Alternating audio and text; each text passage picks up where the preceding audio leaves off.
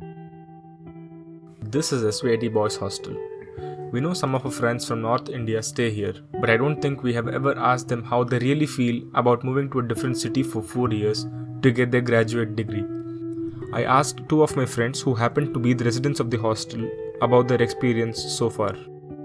Firstly, I wanted to know the reaction when they heard they had an opportunity to study in Bangalore and how they felt about moving to Bangalore to pursue engineering. Both of them had similar opinions on this topic.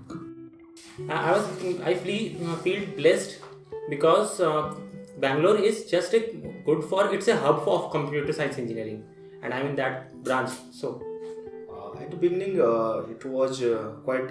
It's not comfortable for us to go such a far places for a study. But although that Bangalore provided a great platform for engineering, so no doubt the most of the engineering, most of the Bangalore used to produce a lot of engineers and a lot of the scope. So I realized that it would be better to go in such a places where there is a lot of opportunity for these engineers. So I finally opted for to go for Bangalore to obtain an engineering degree. Next, I wanted to know if they faced any discrimination over here. Although it was not such a big issue, but sometimes I realize that there is still a discrimination between this one. Most of this in the terms of language, mostly in terms of language, I heard that it was quite uncomfortable for me. Because I realized that the people wanted the people to speak Kannada. If it wants to come to Bangalore, it doesn't have a right, or it doesn't have a right to speak in any other language as they feel. They feel that once you come to our locality, you should have our own culture, you should have our own language and religion. So it was quite at the beginning, it was just uncomfortable for us because most of the people used to force us that you should learn Kannada, you should speak in Kannada. Although I agree that once we come to, we should learn a new language.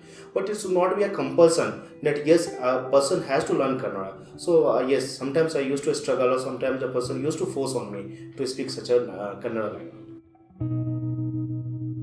The hostelites have to maintain a strict schedule on when to eat, and sometimes they would have to skip on a meal or get it from outside the campus if they were late.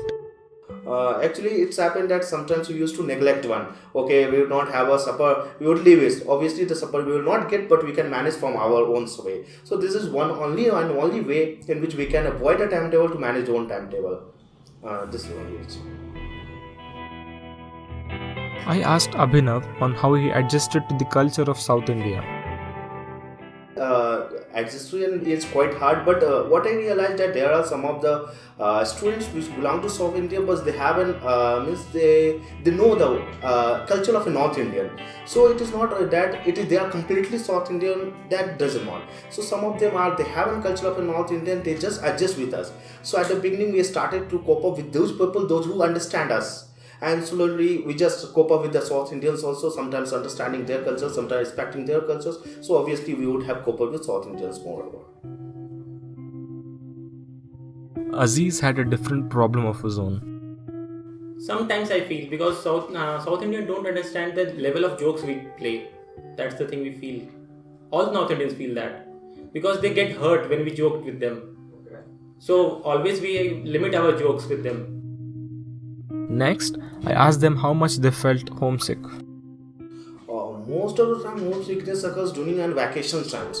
Generally, what happens is college student in hostel generally 90 out of 100%, 80% are South Indian which will belong to nearby hometown or nearby villages. But at least the 20% who from North India. So they are coming far. They are from far places. So it is not possible to run at that place at that moment, at particular moment.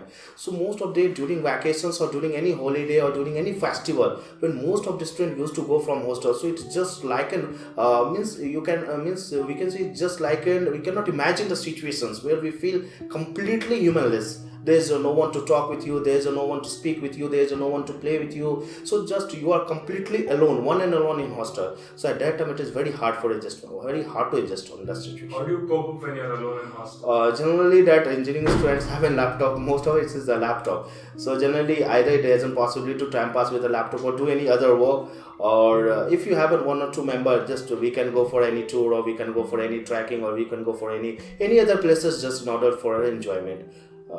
That's it. Maybe within 14 days or sometimes when there is any occasion or any function is there in our home, that time I feel totally homesick Or sometimes I feel miss my father, because he brought me up. Everything what I needed, everything what I want, he just give it to me. And when I feel that lonely and all, I just miss him, and I miss him a lot.